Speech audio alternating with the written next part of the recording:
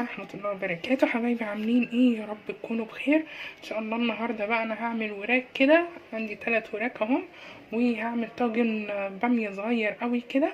كنا هناكل وراك يعني بالرز المحمر كده وشوية سلطة، بس بصراحة احنا ما بنحبش هنا كده، لازم يكون في تخديعة كده عشان الواحد ياكل معاه رز.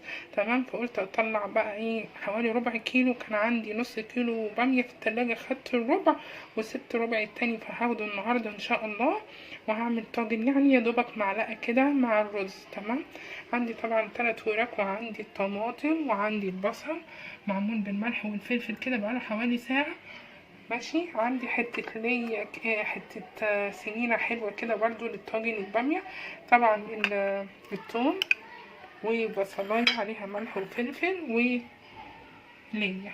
تمام، دلوقتي بقى هقول بسم الله الرحمن الرحيم. طبعا هسيح الليا كده زي ما انتوا شايفين. انا الاول هخدع هنا في الحله، وبعد كده هروح احطها في الطاجن.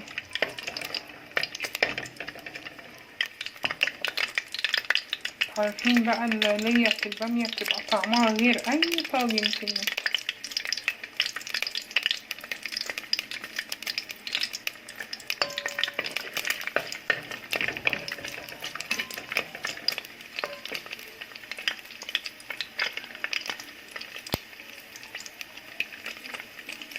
انزل بقى بالبصلايه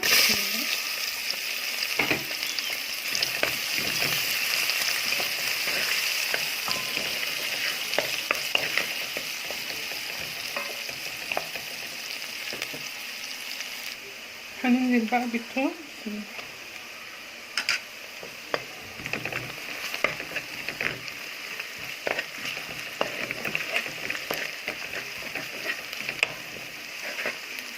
هو طاجن صغنون او يعني قد معلقتين كده عشان خاطر ايه الرز. تمام، مع ان انا عندي هنا ما شاء الله اتنين ما بيحبوش البامية، عندي قلاقي صغيرة، عندي احد مش بيسوى حاجة اسمها بامية يعني الباقي مش هياكل يعني ولا ايه. هما معلقتين كده، حتى انا مش مكترة البصل المرة دي.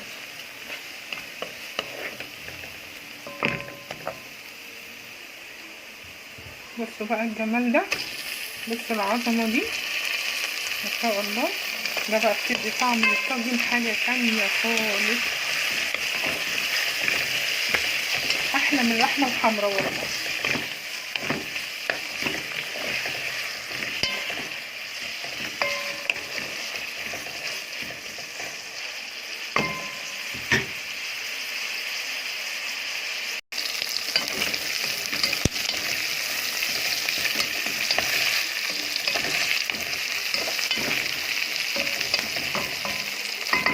هنزل بقى بالطماطم بسم الله.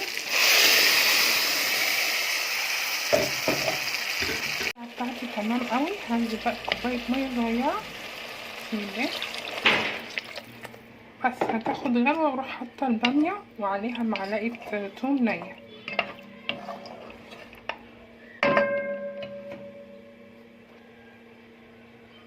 لقيت الكيس كان عندي اهو بسم الله.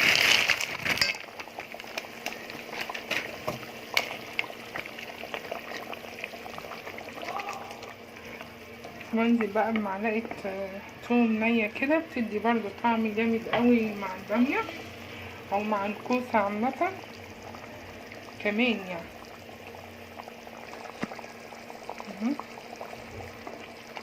بس اوطي عليها النار بقى تغلي كام غلوة كده، واحطها في الطاجن واوطي عليها برضو. هي البامية عامة ما بتاخدش كتير يعني، بتستوي على طول.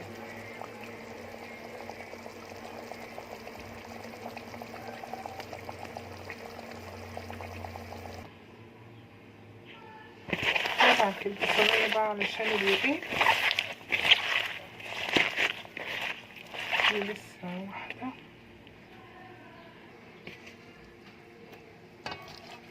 طبعا عارفين ان احنا بنحشيها بقى حشوة حلوة محترمة كده من جوه.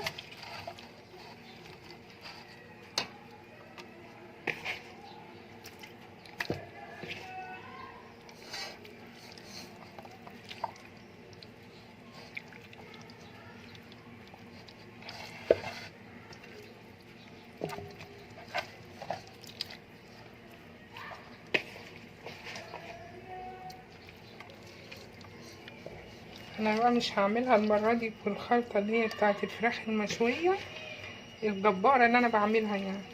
انا هعملها كده النهاردة بالبصل والملح والفلفل، تغيير يعني.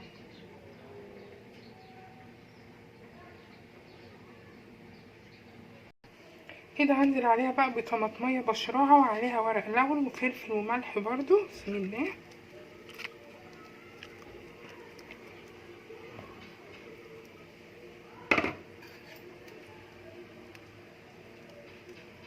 طبعا هحطها الاول على البوتاجاز لغايه ما تستوي واروح منزلها تحت الشوايه تاخد كده لون احمر. تمام. عايزه اطفي فيها فحمه ممكن، عايزاها كده ممكن انتي وراحتك برضه.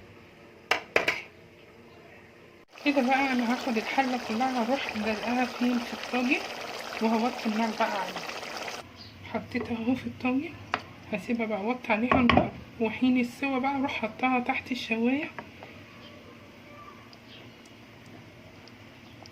هعمل بقى الرز. انا عندي السمنه وعندي الميه. بسم الله. واحط لها الملح واغسل الرز واحطه. هننزل بقى بالرز. بسم الله. بإله قريش إلافهم رحلة الشتاء والصيف فليعبدوا رب هذا البيت الذي أطعمهم من جوع وآمنهم من خوف. لإله قريش إلافهم رحلة الشتاء والصيف فليعبدوا رب هذا البيت الذي أطعمهم من جوع وآمنهم من خوف. خلاص بص الرز كده انا مش هخليه يتشرب يعني على الاخر. كده هنقله على الصاجة، واول بقى ما يتشرب خالص خالص هوطي عليه النار خالص واسيبه يستوي براحته.